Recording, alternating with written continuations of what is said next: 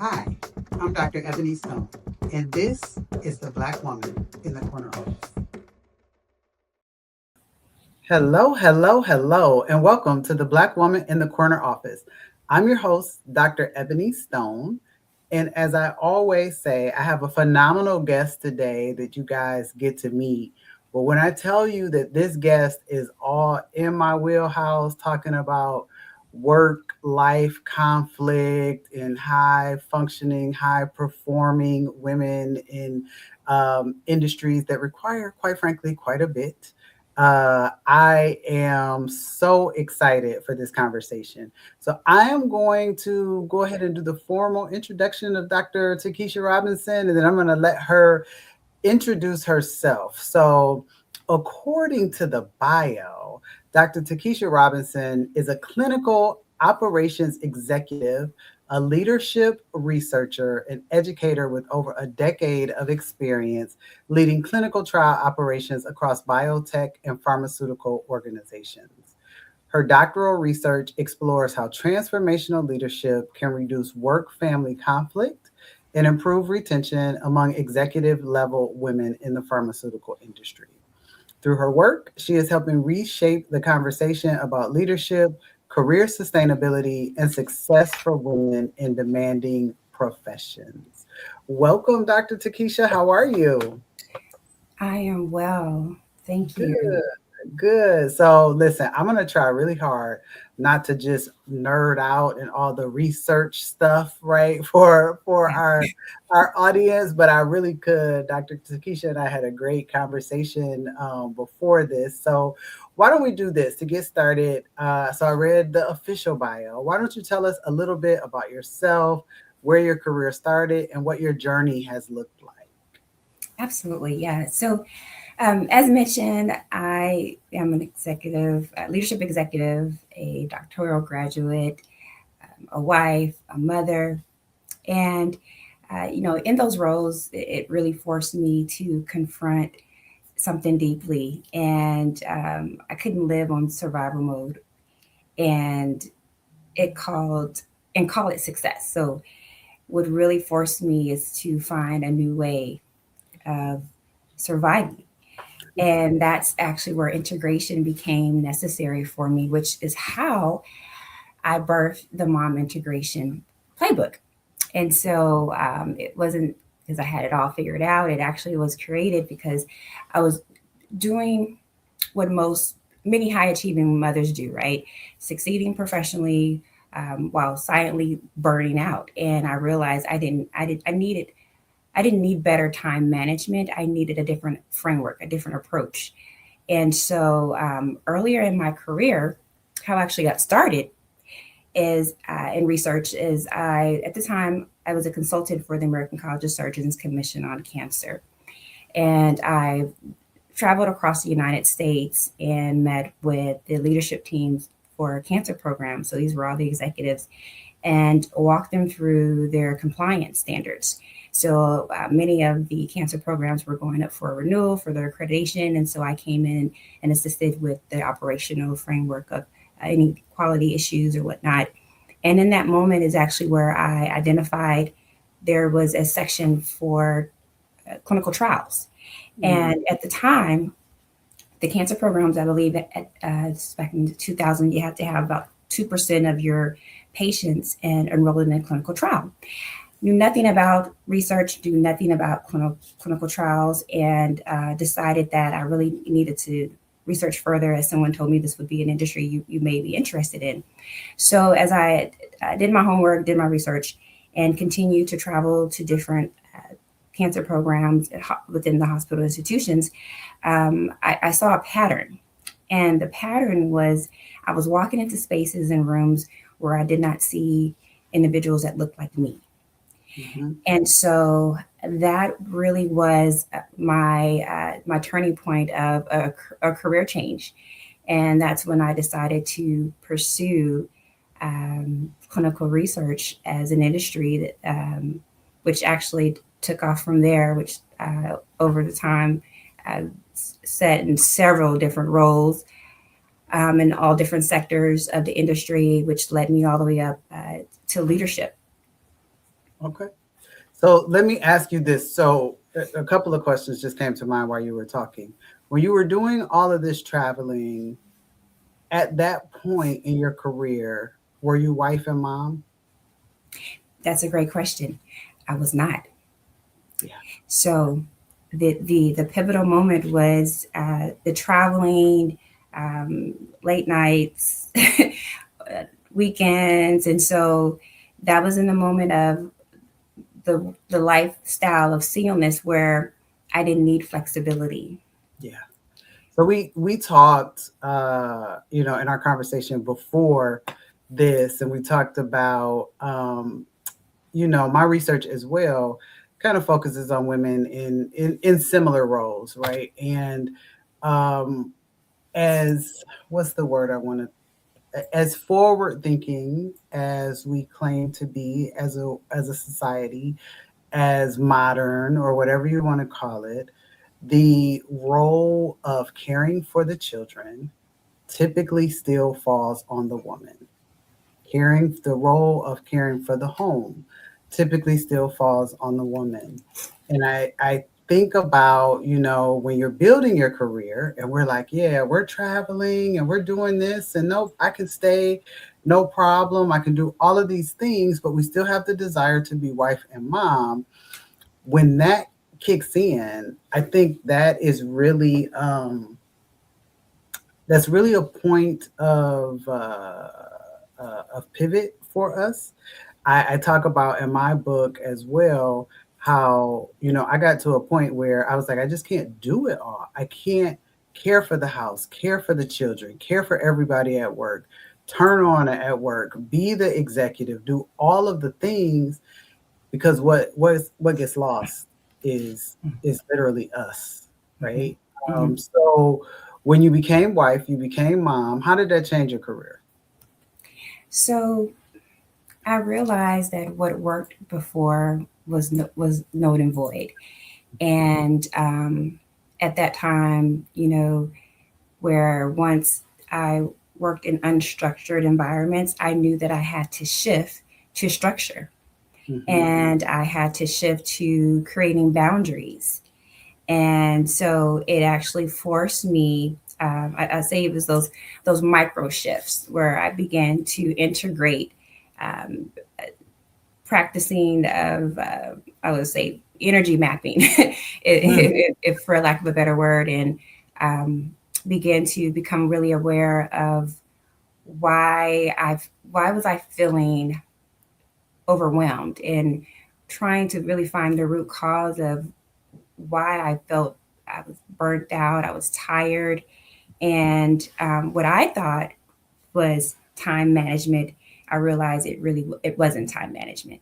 I was creating more for myself because I was still carrying all of the energy, all of the weight, the mental capacity, and over time, as I began to transition over into higher leadership roles, and I realized actually it was the point really where it was pivotal for me was during COVID. As all, I think I just believe that COVID really came in and really unmasked everyone of the reality of what was invisible tasks that we really couldn't see. Yeah. And at that time is where I realized that um, I cognitively I really wasn't processing or categorizing my energy as I should have been. Mm. Yeah, I think COVID did a number on all of us, right? My children at the time were in very pivotal stages, but I think about myself and how I was like, I'm just gonna go home. I'm just gonna work from home. It's not a big deal, but it is when you're working from home. You have teenagers that are going to school from home.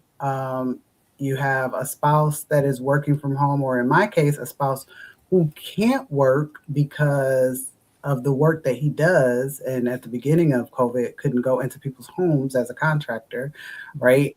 So now he's home, and I remember being in a meeting and my boss saying, "What is that noise? Who is that? Which one of you is it?" And I was like, "Oh God, that's the air compressor.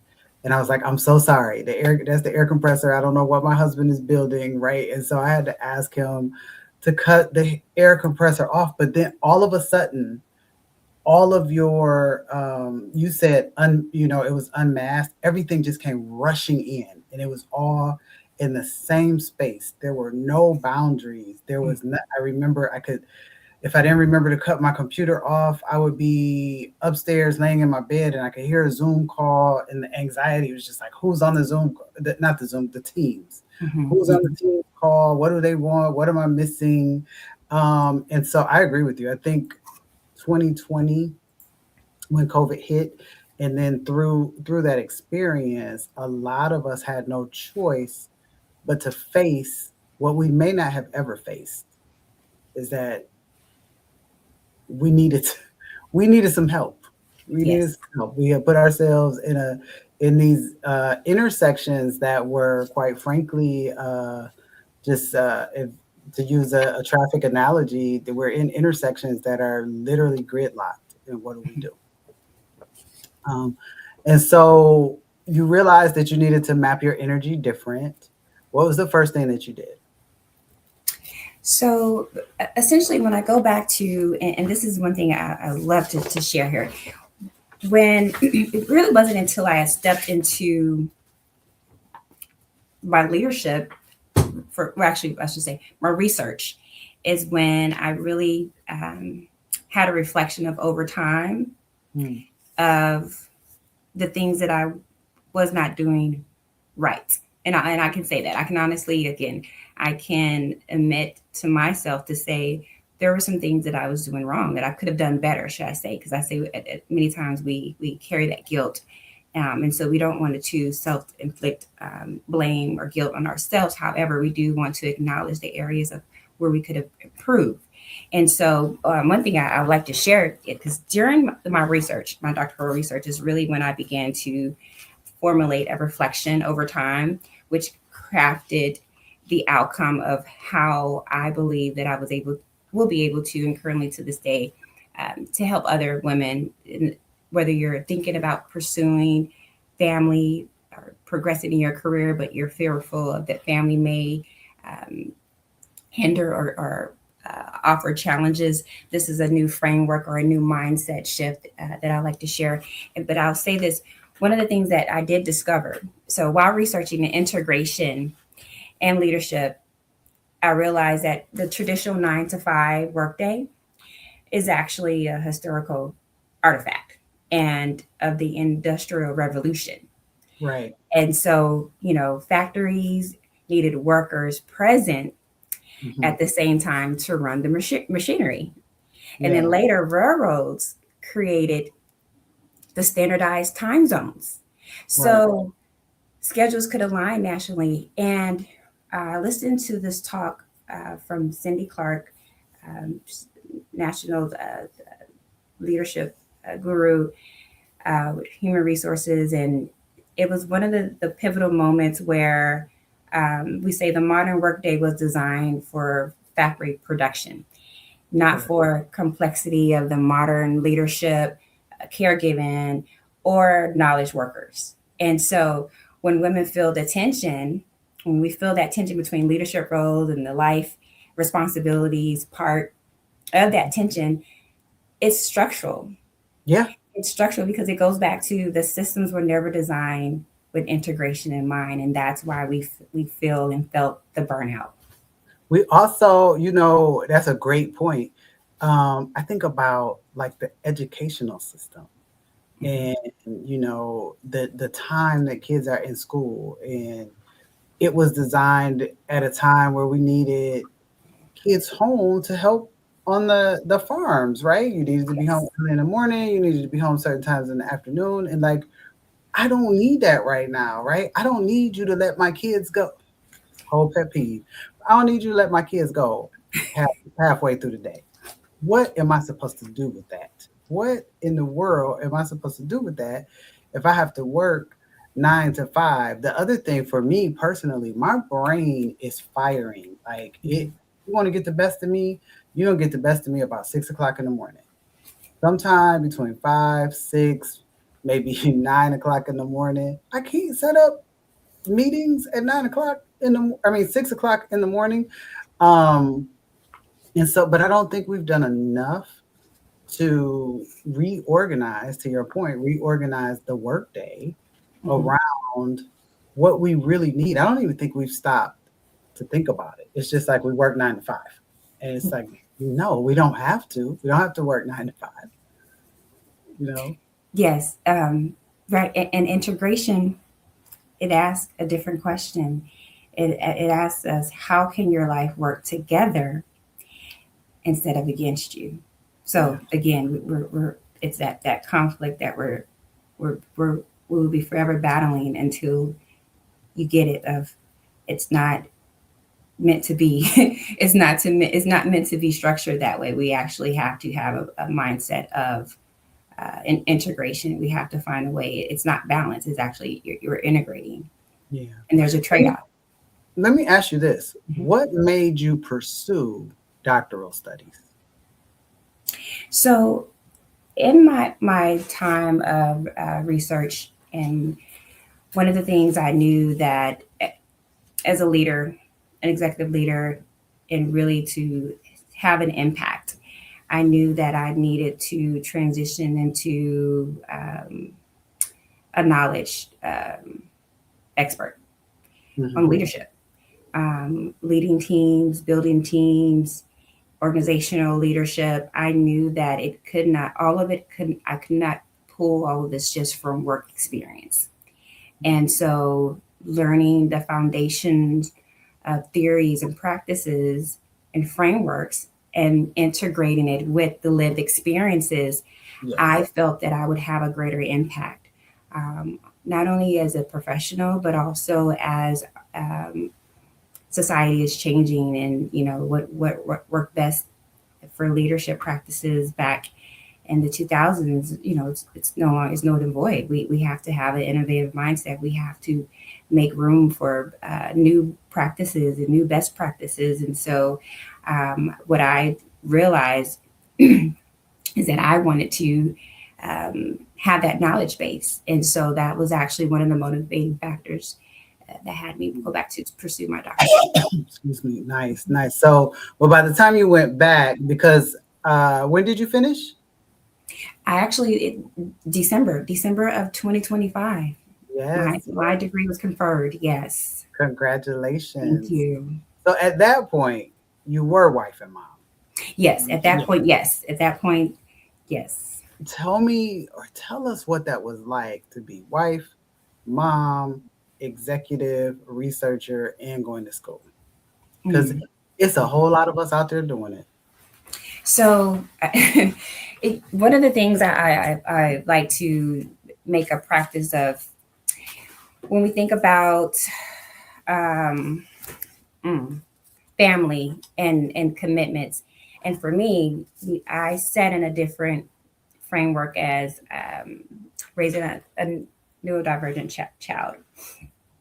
And so this actually completely transformed um, not only how I understood leadership, but it taught me regulation is more powerful than control. And Mm, so I knew that flexibility is not a weakness. It's an intelligence because it means that you are aware. And then also I go into the portion of systems that must, we'll go systems that serve people. Systems must serve people, not the other way around. So I'll just go back to that. So I started to integrate my leadership practices in the workplace and at home. So it wasn't just I would turn a switch off and then I'm a different person. I continuously practice leadership mindset in the workplace and at home. And the reason being is because, again, we go back to it's not a balance, it's integration. So when I'm going to integrate, it will be around the clock integration. It's just that understanding, navigating the integration framework is really what it boiled down to. So um, we often reward endurance, right? But what parenting has taught me is sustainability, mm, which requires attunement. And this meant that I became more empathetic. Mhm. So in the home front, where giving grace to myself, my spouse, my child, it also integrated over into my leadership skills as well when I'm working with my teams. And anticipatory leadership, I'll say, is another item here where I have to understand variability. And when I say variability, I'm going to in energy processing. So, meaning understanding, as you mentioned, where I'm most attentive, finding that peak hour where I'm most alert in the day so I can hit my heavy impact energy drainers task. And so that's for me, it's in the mornings. I'm at my best in the mornings. Afternoons, not so much. So therefore, I would shift my tasks, shift what I would need to do. I wouldn't schedule if I needed to have a meeting where I knew that it needed my undivided attention and full capacity. I wouldn't schedule it in the afternoon. And so, and that was for me, but also I had to be, make myself aware of others. So it wasn't just as a leader, we are servant leaders. So it's not just me. I'm also thinking about others around me. So it's also making sure that their needs are met and making sure that where one may work well in the morning, another may not. So it's also integrating the compromise. So Yes. there were so many different leadership qualities that integrated with my home life and my work life to me that served a greater purpose. And it forced me it also forced me to confront guilt. I had to release it. I had to release the ideal. Excellent means availability, and now I define excellence as alignment. Mm. I want our audience to just sit with that for a moment. There are a couple things that you mentioned that I just want to pull out. I think there are so many moms that are sitting with guilt, um, and the guilt weighs on you. My daughter did a great job of releasing me or allowing me to release myself from some guilt because I was trying to do the all of it. I was at all of the events. I'm sitting down with 4 or 5 calendars. I'm figuring it out. I got my assistant helping me schedule things around school events and blah blah blah. So my regular day is like 16 hours, and I'm trying to figure everything out. And at one point, I had a meeting run over, and because the meeting ran over, I was going to be late to a track meet. And so I'm texting my daughter, like, I'm coming. I hope I'll make it there before your race, and blah, blah, blah. And she said, Mom, this isn't a big race. It's not that big a deal. I don't need you to be here. I just need you to be at, and she told me which races. She was like, this one's fine. And being who she is, she's like, I got this one won anyway. Don't worry about it, right? Um, and I think sometimes we're trying to be things that we don't have to because we think that it's the expectation. And so I just want everybody to know if you're carrying the guilt, like Dr. Takisha said, let it go, find a way um, to let that guilt go. But I love you said your excellence went from being accessible, I think that's the word you use, to being aligned. Yes, yes. Those were your words, right? What does that look like? Because I think that's huge. Like everybody doesn't need access to you. And Right. definitely not all the time. Yeah, yes. And it goes to, I'll say, it's the energy. I like to rephrase energy savers. So it's Mm, creating those boundaries. Um, and in the best way that I can actually offer a visual here is calendar audits. So when we go from different seasons, we will transition through different seasons in our life, and it's really where everyone has to understand. You want to understand what season are you in. So that's the question. That is the question. What season am I in present day? And once you realize what season you're in, then you're able to understand how do I integrate the variables around me to work together and not against each other. So mm, that's where I transition into. micro shifts of calendar audits. So I'll look at my calendar. If it's not aligned with my current season, then guess what? I'm renegotiating. I'm moving things around. I'm crossing items off. I'm saying no. So again, it's really having that realistic overview of what's going on in my life. What season am I in, and removing those items that may be distractors, or what I say. And then energy mapping. Again, we go back to the energy mapping where we're tracking where you feel most cognitively clear, where your mind is clear, and removing those individual tasks. I go back to delegating, Mm, delegation. So um, if you have to outsource for help, then may it be. There's so many different ways of creativity that comes into play, and if it's a financial constraint, then that's when we ask for help. We ask for help from our loved ones, our friends, our families. If we say we have a village, we want to bring our village in. We want to make sure we're a community. You're building, and you have. And here's the thing: not everyone understands when we say community and village. If you don't have one, create one. And when I say create one, meaning that you're going to have individuals in your life who are there for support, and it's not all financial. This is going to be from a mental capacity standpoint. This is going to be from a support. So if I need to call, for instance, I'll make an example. My mother, she's retired, and she's flying out this weekend, to be exact, to care for my son during spring break. And it wasn't when I realized that I needed to drop the ball and start to ask for help is when my stress levels reduced. And so it's during those pivotal moments where you're using your village, you're creating your village, but making sure those people that are supportive, they're there for support. Um, so that it's finding the people that will be an impact, and again, not a not a hindrance or another challenge where you're begging someone or you're asking someone for help and they're not for sure if they want to. You want to have those individuals who really genuinely have an interest in wanting to be a part of your village. And for me, and then for anyone, I just said we cannot do this alone. We're not built to do this alone.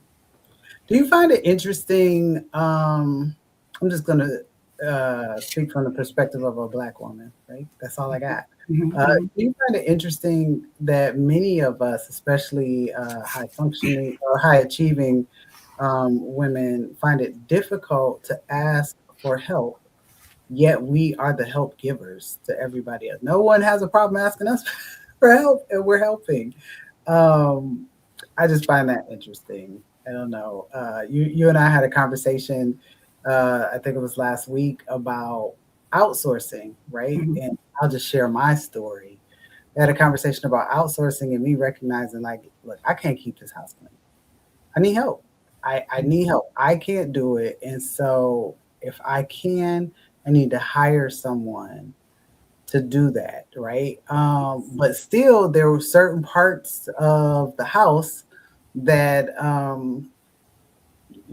I shared that my husband was like, I don't want them in, right? And so there's still these things that are very difficult because I don't have the time to get them done, and I just really need them outsourced in order to get it done, so that I don't have that sitting. Because whether if you're not getting it done, it's sitting there. It's just sitting Yes. there waiting on you to do it, right? And you're thinking about it. It's a weight on you. And so I think it's so important. What you said is we gotta have communities. You got to Mm-hmm. build a community. They have to be communities that you can lean on. And then there's nothing wrong with saying, if you can, if you're in a space to be able to do it, there's nothing wrong with saying, like, hey, I'm gonna have this year's yard cleanup done by someone else. I'm gonna have somebody come by and clean up the yard, or I'm gonna have somebody come in once a week and help me in the house, because I don't have I can't find the time to do it all. I think it is okay to, I know, not just think, I know it's okay to do. So Yes. thank you for sharing that. And I'll add one item here where we speak of family and community as well. We also want to have those individuals to believe in our potential. Yeah. So when we speak of right the support systems, we also want the individuals to also understand our goals and where we're trying to move in life, and believe in that, believe in the dream as well, because it will help. It will help with the support. Again, when I mentioned about the support systems, they matter, because if you have a group of individuals who believe in your potential, they can help you maintain your perspective during difficult times, and they will step in and say, hey, don't worry about that, I'll help you, or here's a suggestion. So you want to share also with your village what it is that you're trying to achieve or want to achieve as well. Yeah, I think that's huge. That's huge. Okay, so walk us through. I know you've done a lot of work, in 2025. Again, congratulations. Your degree was conferred on you. But out of that work, there are some things that you are offering to the world, to women, to make things better for us, to allow us to move forward in these spaces, right? And so Mhm. you've kind of created something that we can use. Why don't you talk to us a little bit about what that is, how it can be used, where it can be found, all of those things. Yeah, so as I mentioned earlier, the mom integration playbook. So my playbook is actually available on my website, which is drtakisharobinson.com. And essentially, the playbook, it's a research informed, it's real world guide development for professionals. So this is where we're speaking of navigating leadership. We have caregivers, and your personal sustainability is actually the root of where we're solving problems. Mm, Personal sustainability. And so this was grounded in doctoral research, where I interviewed executive level working mothers, specifically in the pharmaceutical industry, and it was on their perceptions of transformational leadership strategies to reduce turnover intentions and work life conflict. And so where I transition with the mom integration playbook is I created a framework. And in this framework, we go beyond the work life balance narratives. And I move into, rather than asking individuals to, where we go, to optimize and absorb the strain, the stress, we're offering a realistic approach here. And this realistic approach is to designing decisions, energy, and capacity over time. And when I say over time, is because the playbook is designed, it's not designed, it's, let me go back. It's designed to be read non-linear. And that means that mm, you can revisit as often as you need to, okay. as your circumstances and your seasons evolve. So it's meant for you to go back to once you switch, transition through different seasons, Okay. and your readers will engage here with the frameworks during periods of transition or expansion. So as you're going through different transitions, or if you have an obstacle or a challenge that may be, that's where you're able to use the practices that are inside the playbook to help you the mindset shift. And while others return to a specific section, when navigating increased capacity or responsibility, there's no prescribed pace or sequence. So, like I said, it's you will revisit as often as you need, but it's also, when I go back to understanding, the work is intended to support thoughtful application over time.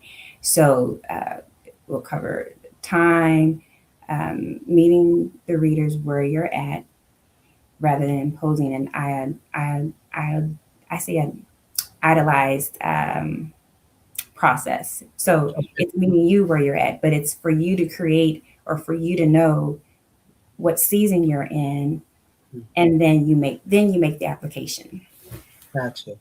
Who who is, let me just say, who do you want to pick up this book? Like, who, how do I know, or this uh framework, who, how do I know it's for me? How do I know I need to go to your website and I need, Yeah, so this is for, like, oh my goodness, it's for the working professional mother, first and foremost. So, we cannot forget, we're sustainability, working moms. And so this will be for a professional working mother, carrying layers of responsibilities and roles. This will be for caregivers navigating a significant transition. So, as we mentioned, if we have caregivers who take on responsibilities of their loved ones or others, while also assuming a very high impact role.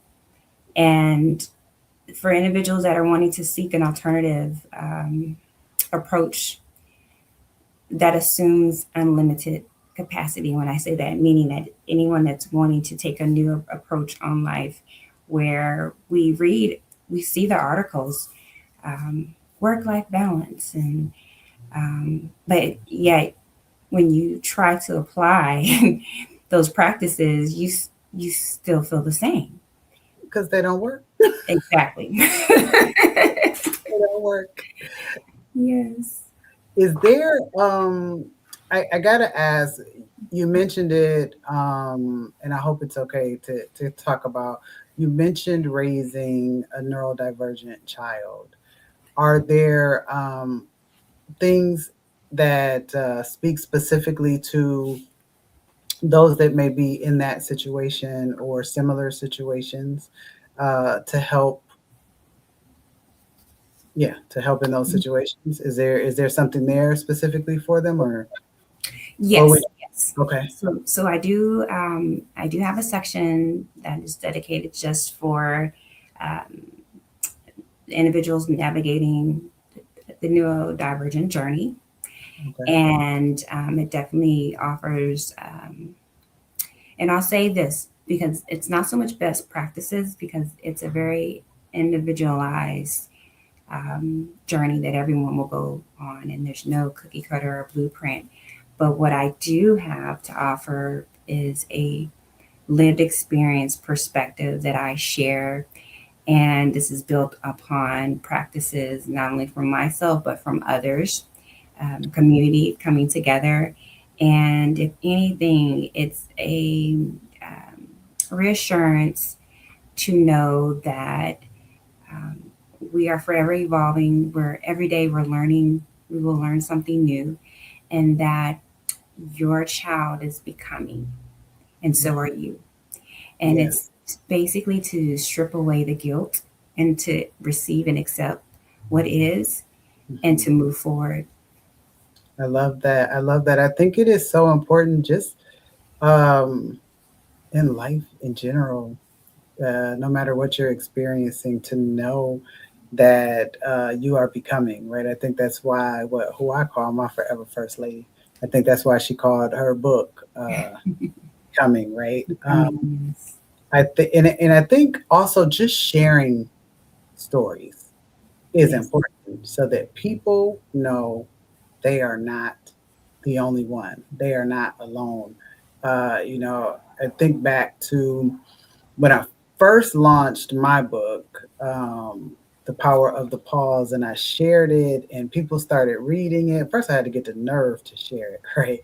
But people started reading it, and I could not believe the number of people who reached out to me, and not just the number, but the types of folks.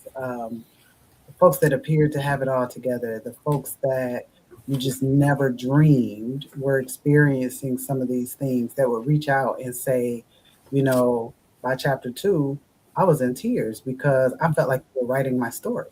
I Mm. felt, I finally felt seen. I finally felt heard. And so I thank you for sharing, because I'm sure there is someone who will finally, say, I finally feel seen. I finally feel Mhm. heard.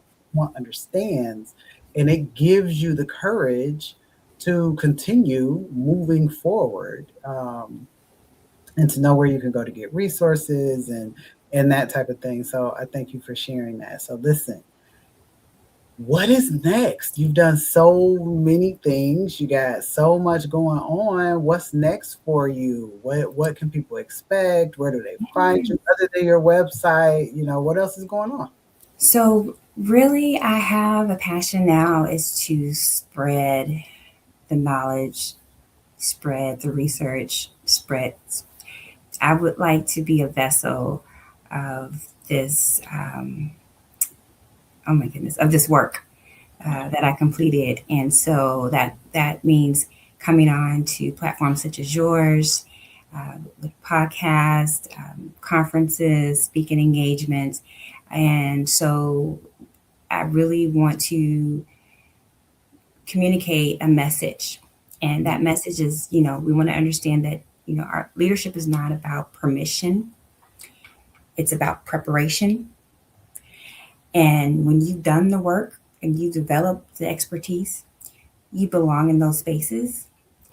Um, that shift helped me stop questioning whether I belonged, and really it helped me to start focus on how I could lead effectively. And so I want to share that with the world. And if I also can also offer another tidbit here, we don't wait for validation, right? So we don't wait for that validation before stepping into leadership opportunities. If anything, if you've done the work and you've built the skills, you deserve a seat at that table. And when we transition from you've built that community, you've built the the you built your community, you built your village, you will start to use those individuals to help you move into your next phase, your next season of life. And for me, motivation, it came from remembering why I started. So if you're ever at a moment where you feel discouraged and you're not for sure and you're wondering, why am I here? You just have to go back and reach deep and to understand, why did you start? Yeah. And reevaluate it if you need to. Yeah.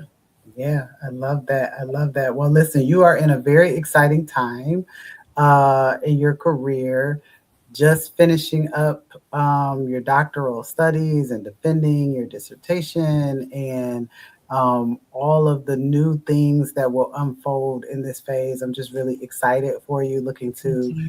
looking to track your journey. There are only so many of us out there, so we got to stick together, right? So looking to track your journey, and I see big things in your future. But before we go, I got to ask you what I ask all my guests, and that is, if as you look back over your life, if someone approaches you, and listen, this ain't that far off because I've had two guests already tell me that people have already approached them. Someone approaches you and says, "Hey, we want to create a movie about your life. What would you call that movie? And if you know who would play you, who would it be?" Wow. Okay. I like this question. Oh goodness. So we're in the framework of integration, transformational. I would have to say, so the title Mhm. would be designing the life you lead. Designing the life you lead. Okay. Yes. So, and then I'll have Regina King as playing my lead role. And I say that because for me, Regina, she just she brings grace, strength, um, authenticity. She's like, she's very authentic in her work. When I say that she plays many characters, I realize how she has a very unique talent, because I didn't realize how many different characters she played off screen as Yes. voiceovers. And so to me, that just speaks volumes of adaptability, flexibility. So my title, so again, designing the life you lead actress Regina King. I love it. I love My it. journey has been about mm, learning that success isn't always simply what you chase. It's something you intentionally design. I love that. And listen, I love your choice in Regina King because yes, she is she's a bad girl. in front of the camera. She's a bad girl with voiceovers, but she's a bad girl behind the camera, right? Yes. Bringing things to life. And so, yeah. So Miss Regina King, if you stumble upon this episode and you would like to know more, you want to play Dr. Takisha Robinson, I'm sure she would love to have you in her life story, Designing the Life You Lead. I Yes. absolutely have enjoyed talking with you today. I appreciate you being here. And for everyone who is listening, we'll drop all the links below. But if you could take anything away from this, I just ask that you take away from this that you're enough to stop for a moment, or as I like to say, to pause and take a look at your life and design the life that you want to lead. So until next time, you know what to do. Keep spreading that black girl magic on everything you do. We'll see you in a couple weeks. Bye bye. Bye.